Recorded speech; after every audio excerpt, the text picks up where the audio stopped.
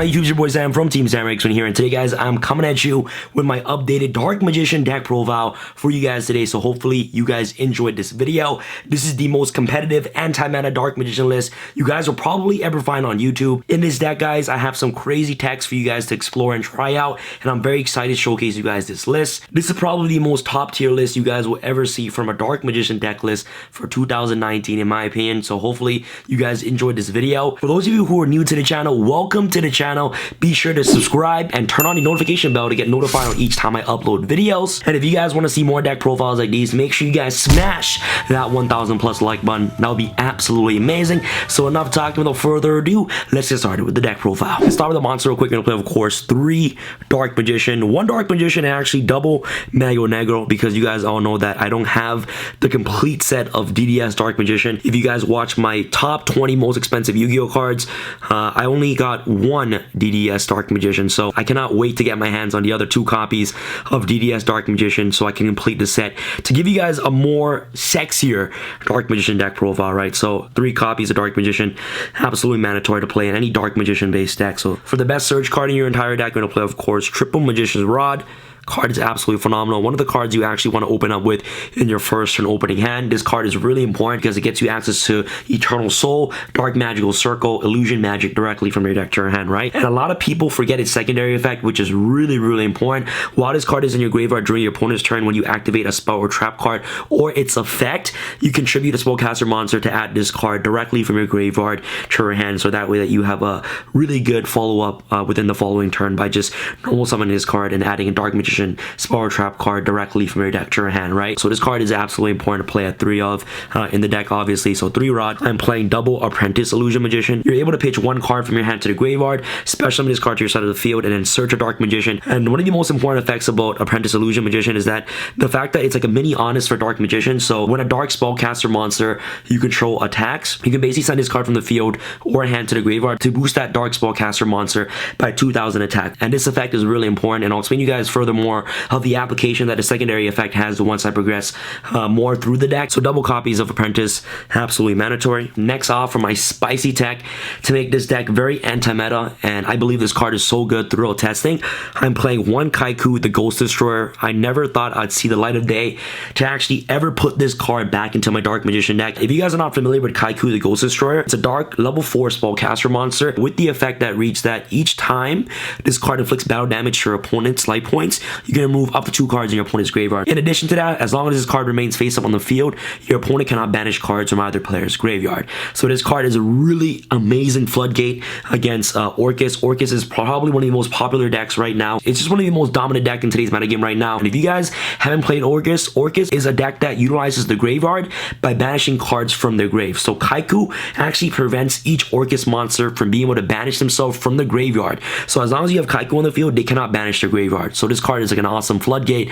that you can just instantly lock down Orcus from playing the game. And you guys are asking, Sam, why are you only playing 1 copy of this card? Essentially, with triple navigation, what you do with navigation is that you activate navigation, special Dark Magician from your hand, and then you special summon Kaiku the Ghost Destroyer directly from the deck. And there's 2 card combo with this deck where if you open up with Apprentice Illusion Magician and also Magician Navigation, you can easily bring out Dark Magician, Apprentice, and also Kaiku on the side of the field. The only way that it can beat the Kaiku is they have to go into the battle phase, they have to crash it to Kaiku with Galatea, and that's the only thing that it can do. But if you have, back rows and you also have hand traps to prevent them from making Galatea, you pretty much just win the duel from there on in, because Kaiku just instantly locks them from using the graveyard, from banishing their Orcus monster from the grave. Galatea will attempt to crash into the Kaiku. You can just activate Apprentice Illusion Magician to basically send this card from the field to the graveyard to boost Kaiku up by 2,000 attack, which is really good. And not only that, once Kaiku is boosted 2,000 attack and it actually kills the Orcus monster that they try to run over with Kaiku, you get to banish 2 cards in the graveyard. So you essentially banish the Orcus monster that they attacked with and also any other Orcus card in the graveyard, right? Which is absolutely insane. Against Thunder Dragons, if you're able to establish a pretty good board with this deck and have Kaiku on the field, it's pretty hard for them to combo off because they can't use their white dragons or black dragons. They can't basically banish anything from the graveyard, right? Which is really crucial. So Kaiku can just lock down majority of the 2 best decks, which is Thunder Dragons and also Orcus. Against Solomon Greats, they can't banish Balings from the graveyard. Card is a very spicy deck for you guys to check out, and in my opinion, guys, throughout testing, this deck is really consistent, and also at the same time, it's probably the most top tier list you guys will ever see while playing Dark Magicians, right? So Kaiku, a really solid card for you guys to test out. Next off for the hand traps, I'm playing double Effect Veiler and also double Ash Blossom and Joyous Spring. So 2 Effect Veilers and 2 Ash Blossom. I believe this is the correct hand trap ratio to play for this deck. Originally, I was playing double Phantasmes instead of Effect Veiler, but like Phantasme doesn't really do anything. I'd rather have a a counter card in my hand that actually does something and actually negates effects. And the most important thing, like, you want to try to negate Mermaid as often as you can, right? So seeing Effect Veiler in your hand and also Ash Blossom is just really great. Effect Veiler and Ash Blossom, they're also really budget. They both come as common, so you guys can easily have access to these cards. Worst comes to worst, if you brick, you can just normal summon Effect Veiler and then just use Illusion Magic, tribute this card, search 2 Dark Magician directly from your deck to your hand, right? So that's worst comes to worst scenario. So that's pretty much for the monsters. Obviously, the MVP of the monsters hands down has to be Kaiku, the Ghost Destroyer. Definitely try this card out for yourself in today's meta, guys. It's really, really good. So that's pretty much for the monsters. Let's go after the spells. Before we get started with the spells, make sure you guys get the awesome 200k Dark Magician playmat today in the link in the description box below. This playmat looks super badass, so if you guys haven't gotten your hands on this yet, make sure you guys go ahead and do so, and be sure to use my coupon code 200k to get 10% off all your playmats. So if you guys haven't got your Dark Magician playmat yet, what are you guys waiting for? Get your playmat today in the link in the description box below. Triple Dark Magical Circle. This card is one of the main interruptions for your entire deck.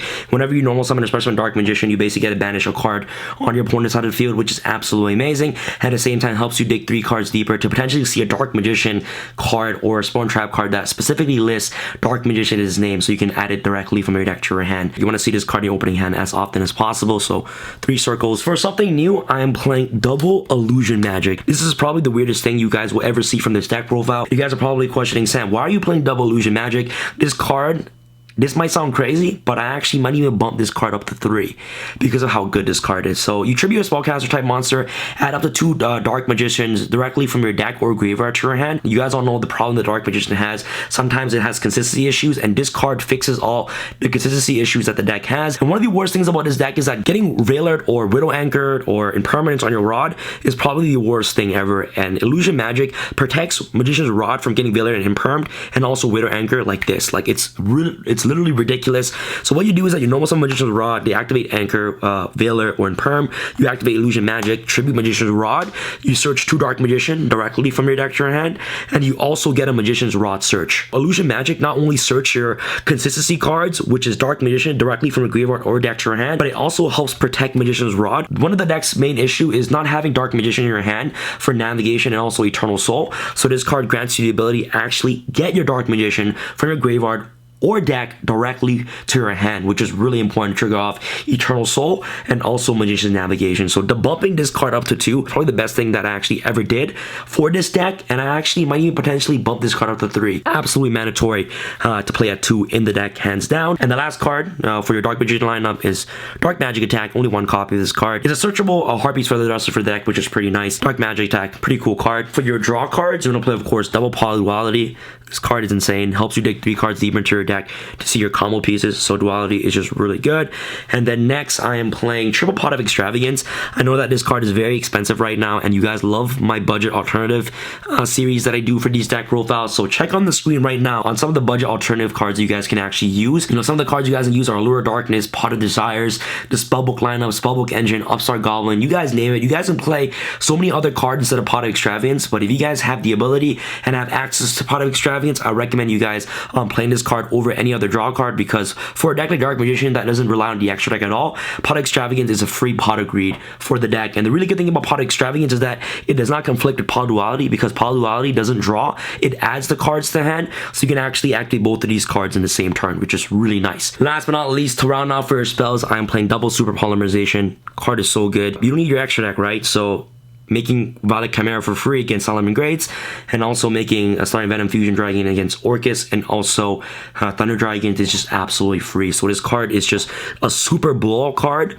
for Dark Magicians, which I believe you guys should definitely main deck. This card also gives this deck a competitive edge in today's metagame. Illusion Magic, you obviously are going to be able to pitch Dark Magician to the graveyard for free using Super Poly, which is really good. So Illusion Magic just constantly just gets Dark Magician from your graveyard to your hand to freely pitch for cards like Super Polymerization. Great meta call for this current format. Definitely recommend you guys on trying this card out. And for those of you who are wondering, the reason why I don't play Bomb Doom Teacher and Student and Dark Burning Magic is because I believe that, you know, drawing Dark Magician Girl as a brick, and also seeing this card with a Dark Magician Girl as a brick. Obviously, seeing this card is nice, but like summoning Dark Magician Girl doesn't really do anything. If Dark Magician Girl were triggered off Circle, it would have been okay to play it. But other than for Bomb Doom Teacher and Student Dark Burning Magic, it's just not that great, and it's not really practical if you want to play this deck on a competitive route. Bomb Doom Teacher and Student sets this card, so you can't even activate it the turn like you set it, which is like the worst part. Like you have to wait till next turn to activate Dark Burning Magic, which kind of sucks. So it's just really weird and it's not practical. So if you guys definitely want to include these cards, and you guys can go ahead and do so. But that's just my reasoning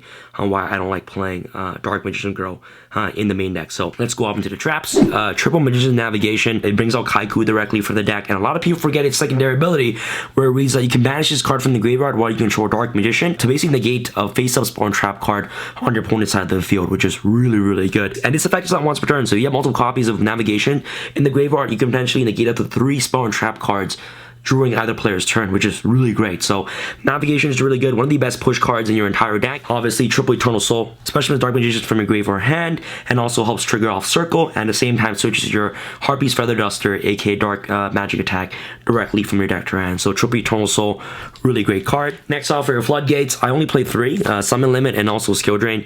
These are just really good generic Floodgates in today's metagame. If you're able to draw a Floodgate with Magician's Rod and like an Illusion Magic, or some way to just protect your Rod from getting Veilered or Imperm during the first turn with Floodgate, you pretty much are in a great position, right? So Summon Limit is just so good. Summon Limit, Skill Drain, really nice. Infinite Impermanence. Impermanence is really good in this format because Orchid is really popular. This card can't get called by the grave, which is why Impermanence is really great. So you're playing 3 Imperms, 2 Effect Veilers, and also 2 Ash. I am playing triple Crackdown.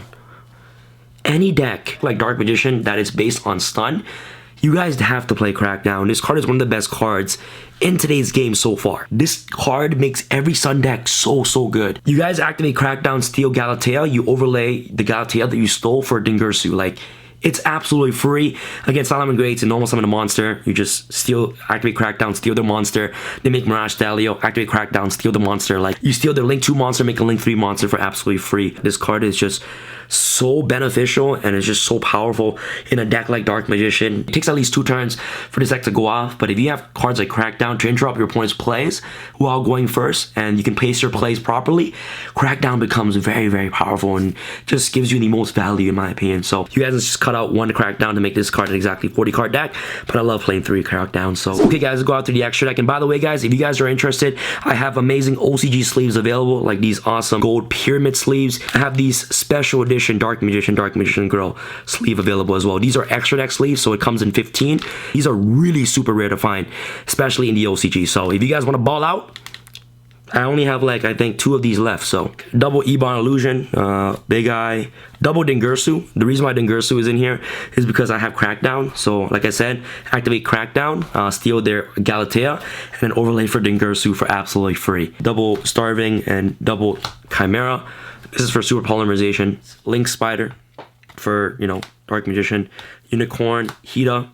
You steal a Solomon Great monster, make this. Reborn back a Link 2 monster like Phoenix, which is really great. Decode Talker, just a generic Link 3 monster. And last but not least, Boros Sword Dragon. You can easily all make these cards by just using Crackdown. It just depends on what you steal on your opponent's side of the field, right? So that's pretty much for the extra deck. Side deck, very up to personal preference. Evenly match, really great in today's metagame. The 3rd Ash, 3rd Veiler, really great going second. Pangertops, also really great card going second. So this is my going second package. These cards are just really great. Robbery of Warlords, triple goals match, and last but not least, I play triple Secret Village to lock down Sky Strikers from playing the duel. So if you open up this against Strikers, you pretty much just win, right? So this card's absolutely great. So that's pretty much for the side deck. To be completely honest, this deck works great, and with the additional Kaiko the Ghost Destroyer, I believe this deck can actually be pretty meta dominant, like against these meta decks like Orcus. And let me know your thoughts about this deck in the comment section below. I love to hear your thoughts. And yeah, that's pretty much it. This is the most top tier competitive Dark Magician list that you guys will probably ever get. And this is your boy Sam from Team Sam signing out. All right, guys. Peace. I feel like Usain in the cheetah print.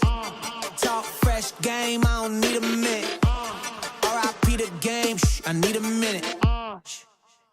Okay, let's proceed with it. I'm in the house, got the deed with it. These bozos always sneak this and they taking shots. I'm a key with it. Like, no, this league business.